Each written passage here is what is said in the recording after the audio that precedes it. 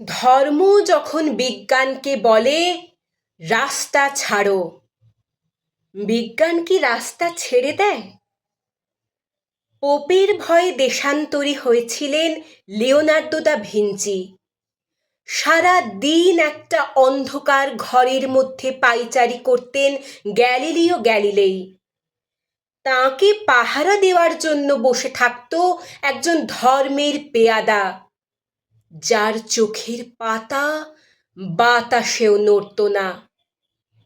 বিজ্ঞান কি তখন থেমেছিল? তীর্থের পাণ্ডাদের হৈ হৈ, তাদের লাল চোখ কি পেরেছিল পৃথিবীকে বেঞ্চের উপর দাঁড় করিয়ে সূর্যকে তার চারদিকে ওঠবোস করাতে? ধর্ম যতদিন দুঃখী মানুষকে বেঁচে থাকার সাহস দেয়, ততদিন রাস্তা নিয়ে কারো সাথে ঝগড়া থাকে না। রাস্তা কারো একার নয়, বরং তাকেই রাস্তা ছাড়তে হয় যার স্পর্ধা আকাশ ছুঁয়ে যায়। বিজ্ঞান যখন প্রেমের গান ভুলে ভাড়াটে জল্লাদের পোশাক গায়ে চাপায়, আর রাজনীতির বাদশারা পয়সা দিয়ে তার ইজ্জত কিনে নেয়, আর তার গলা থেকেও ধর্মের ষাঁড়েদের মতোই কর্কশ আদেশ শোনা যায়, রাস্তা ছাড়ো, নইলে।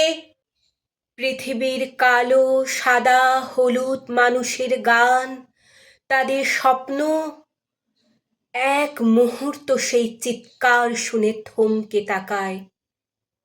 তারপর যার যেদিকে রাস্তা, সেদিকে মুখ করেই তারা সামনে, আরো সামনের দিকে এগিয়ে যায়।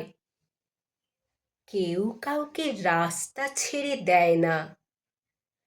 যতদিন এই পৃথিবীতে গান থাকে, গানের মানুষ থাকে, স্বপ্ন থাকে।